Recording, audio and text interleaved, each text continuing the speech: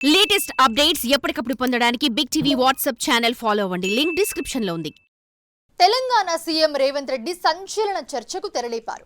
భారత రాజకీయాల్లో సమూలమైన మార్పును తీసుకొచ్చే వ్యాఖ్యలు చేశారు. రాజకీయాల్లో ప్రక్షాళనకు ఇదే సమయం అన్నట్లుగా కొత్త అడుగుకు మార్గం వేశారు ఆయన. జాతీయ బాలల దినోత్సవం సందర్భంగా తెలంగాణలో నిర్వహించిన బాలల మాక్ అసెంబ్లీ దీనికి వేదిక అయింది. శాసనసభకు రావాల్సిన వయస్సును కుదిస్తే పోయేదేముంది, పాలిటిక్స్లో పాజిటివ్ మార్పు వస్తుంది అంటూ రేవంత్ చెప్పిన మాటలు ఇప్పుడు పాలిటిక్స్ని కొత్త ప్రొఫెషన్గా మార్చే అవకాశం కనిపిస్తోంది. ఇందుకీ యువతరం రాజకీయాల్లోకి ఎందుకు రావాలి, యువత పాలిటిక్స్లోకి రావటం వల్ల లాభాలేంటి, మీరే చూడండి.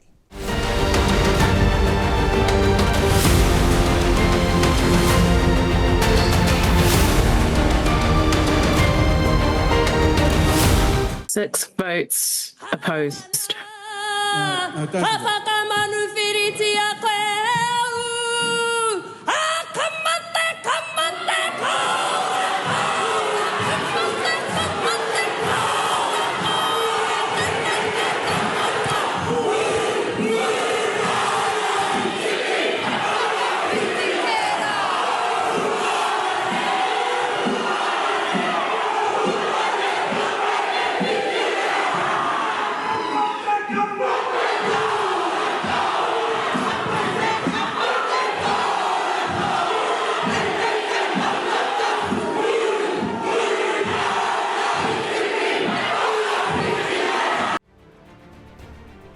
ఈ వీడియో చూశారుగా, ఒక్క గొంతు ఎంతమందిని ఉత్తేజపరిచిందో గమనించారుగా.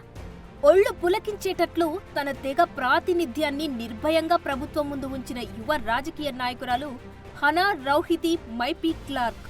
22 ఏళ్లకే న్యూజిలాండ్ పార్లమెంటు మెంబర్గా ఎన్నికైన యువతి. న్యూజిలాండ్ బ్రిటిష్ క్రౌన్ కింద ఇంకెన్నాళ్లు ఉండాలంటూ ప్రభుత్వం ఆమోదించిన వివాదాస్పద బిల్లును చించిపారేసి తమ తెగ సాంప్రదాయ కళ హాకాతో నిరసన గళం వినిపించిందామె. ఇలాంటి తెగింపు యువ రక్తంలో కాక ఇంకెక్కడ కనిపిస్తుంది? సరిగ్గా ఇలాంటి ధైర్యమైన యువతే దేశాన్ని మరింత ముందుకు తీసుకెళ్లగలరని ఎంతోమంది పెద్దలు ఇప్పటికే చెప్పారు. నెత్తురు మండే, శక్తులు నిండే సైనికులారా రారండి అని శ్రీశ్రీ చెప్పిన భావానికి అర్థం ఈ యువతే. అందుకే తెలంగాణ సీఎం రేవంత్ రెడ్డి సంచలన వ్యాఖ్యలు చేశారు. భారత రాజకీయాల్లో యువత ప్రాతినిధ్యం అవసరాన్ని తెలిపారు.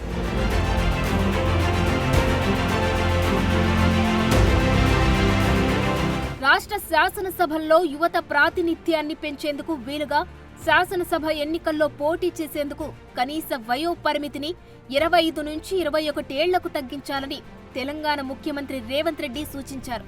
బాలల దినోత్సవాన్ని పురస్కరించుకొని ఏర్పాటు చేసిన మాక్ అసెంబ్లీలో పాల్గొన్న రేవంత్ రెడ్డి ఈ వ్యాఖ్యలు చేయడం సంచలనంగా మారింది. 21 ఏళ్లకే ఐఏఎస్, ఐపీఎస్ అధికారులు జిల్లాలో విజయవంతంగా పనిచేస్తున్నారని, అదే వయసులో ఉన్న యువకులు ఎమ్మెల్యేలుగా కూడా ఎదగగలరన్న నమ్మకం ఉందని రేవంత్ వెల్లడించడంపై చర్చలు జరుగుతున్నాయి.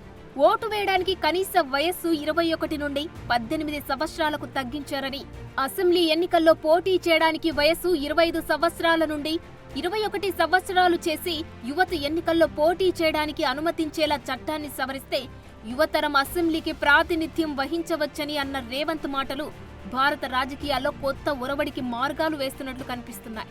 దీనికి సంబంధించి విద్యార్థులంతా తమ తీర్మానాన్ని రాష్ట్రపతికి, ప్రధానమంత్రికి సైతం పంపించాలని రేవంత్ సూచించడం రాజకీయాల్లో యువత అవసరాన్ని ప్రభుత్వాలు కూడా గుర్తిస్తున్నాయనడానికి నిదర్శనంగా ఉన్నాయి. ఎన్నికల్లో శాసనసభ పోటీ చేయడానికి 25 సంవత్సరాల నిబంధన ఉన్నది. ఈ నిబంధనను కూడా సవరించుకొని 21 సంవత్సరాలు పూర్తి చేసుకున్న వాళ్ళు శాసనసభకు పోటీ చేయడానికి అవకాశం కల్పిస్తే, చట్టాన్ని సవరిస్తే యంగర్ జనరేషను శాసనసభలో రిప్రజెంట్ చేయడానికి అవకాశం ఉంటుంది. ఈరోజు 21 ఇయర్స్ కంప్లీట్ చేసుకున్న వాళ్ళు ఐఏఎస్లు, ఐపీఎస్లు జిల్లా అధికారులుగా పనిచేస్తున్నప్పుడు 21 సంవత్సరాలు పూర్తి చేసుకున్న వాళ్ళు శాసనసభ్యులు కూడా రాణిస్తారని చెప్పి నేను బలంగా విశ్వసిస్తున్నా, నమ్ముతున్నా. మీ రెజల్యూషన్స్లో తీర్మానం చేసి మీరందరూ భారతదేశ రాష్ట్రపతికి, ప్రధానమంత్రి గారికి ఈ తీర్మానాన్ని పంపవలసిందిగా స్పీకర్ గారికి నేను విజ్ఞప్తి చేస్తున్నా. అయితే అందరూ రాజకీయ నేతల సీఎం రేవంత్ రెడ్డి ఈ మాటలు చెప్పి ఊరుకోలేదు. తెలంగాణ పార్లమెంటు సభ్యులు కూడా లోక్సభలో దీనిపై చర్చించేందుకు సూచనలు చేస్తామంటూ యువతకు భరోసా కూడా ఇచ్చారు. యువ ఎమ్మెల్యేలు చట్టసభల్లోకి రావడం వల్ల వారికి సంబంధించిన అంశాలపై ప్రభుత్వాలు డిమాండ్ చేయడానికి అవకాశం ఉంటుందని అన్నారు. క్రీడలు, విద్య, ఉపాధితో సహా ముఖ్యమైన యువత సమస్యలపై ప్రభుత్వం విధి విధానాలు మరింత పటిష్టం కావడానికి యువత ప్రాతినిధ్యం అవసరాన్ని నొక్కి చెప్పారు. కనీస ఓటింగ్ వయస్సును 21 నుండి 18 సంవత్సరాలకు తగ్గించిన మాజీ ప్రధాని రాజీవ్ గాంధీని స్మరించుకుంటూ భారతదేశ మొదటి ప్రధాని జవహర్ లాల్ నెహ్రూ జన్మదినాన్ని బాలల దినోత్సవంగా జరుపుకుంటున్న వైనాన్ని కూడా రేవంత్ రెడ్డి గుర్తు చేశారు.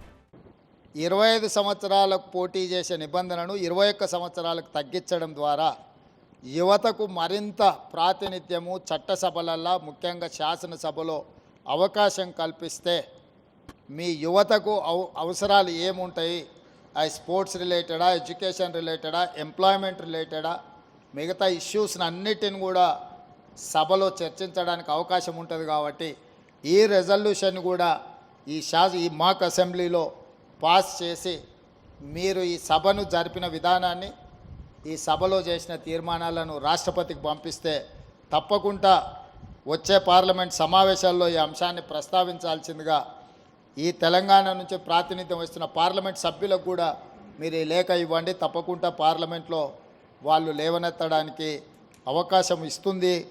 నిజానికి జాతీయ నాయకులతో పాటు గొప్ప గొప్ప వారంతా యుక్త వయస్సులోనే సిద్ధాంతపరంగా వారి ఆలోచనలను రూపొందించుకున్నారు, ఉద్యమాలు చేశారు.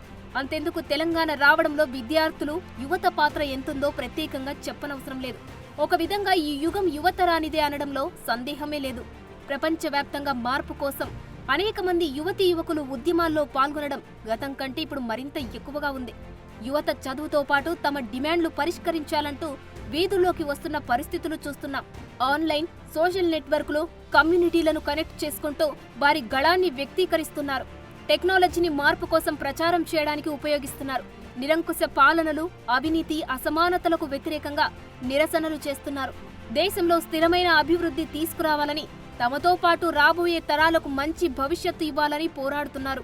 అందుకే ఇలాంటి యువత రాజకీయాల్లోకి రావాలని సీఎం రేవంత్ భావించడం వెనుక పెద్ద మార్పుకు సంకేతం ఉందని అనుకోవాలి.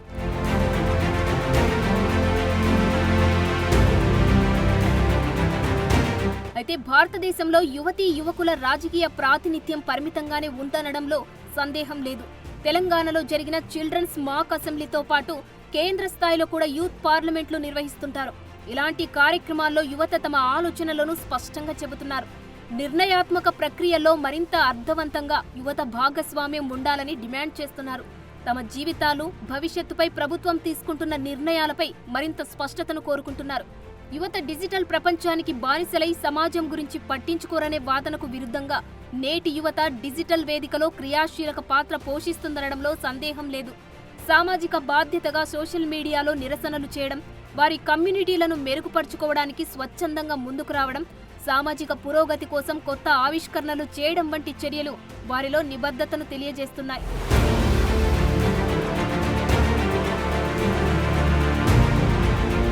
అధికారిక రాజకీయాల్లో యువత భాగస్వామ్యం, ప్రభావం పరిమితంగా కనిపిస్తుంది. అందుకే అన్ని ప్రజాస్వామ్య దేశాల్లో కూడా యువత ఓటింగ్ శాతం క్షీణిస్తోందనే నివేదికలు కూడా ఉన్నాయి. అందులోనూ భారతదేశంలో యువ జనాభాలో ప్రపంచంలోనే అగ్రస్థానంలో ఉంది. అయినప్పటికీ రాజకీయ నిర్ణయాలు తీసుకునే స్థానాల్లో యువకులు తక్కువ ప్రాతినిధ్యం వహిస్తున్నారు. రాజకీయ పార్టీలలో వారి ప్రమేయం కూడా తగ్గిపోతుంది.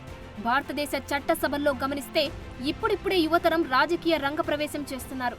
తెలంగాణలో 26 ఏళ్లకే మైనంపల్లి రోహిత్ మెదక్ నియోజకవర్గం ఎమ్మెల్యేగా నిలిచారు. అలాగే పాలకుర్తిలో యశస్విని రెడ్డి కూడా 26 ఏళ్లకే ఎమ్మెల్యేగా పోటీ చేశారు.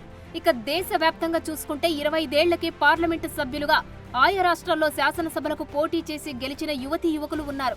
వీళ్లలో దాదాపు అందరూ రాజకీయ కుటుంబ నేపథ్యం నుండి వచ్చినప్పటికీ చట్టసభల్లో వారి ప్రాతినిధ్యం చాలా బలంగా యువత ఆలోచనలకు తగినట్లు ఉంటుందనడంలో సందేహం లేదు.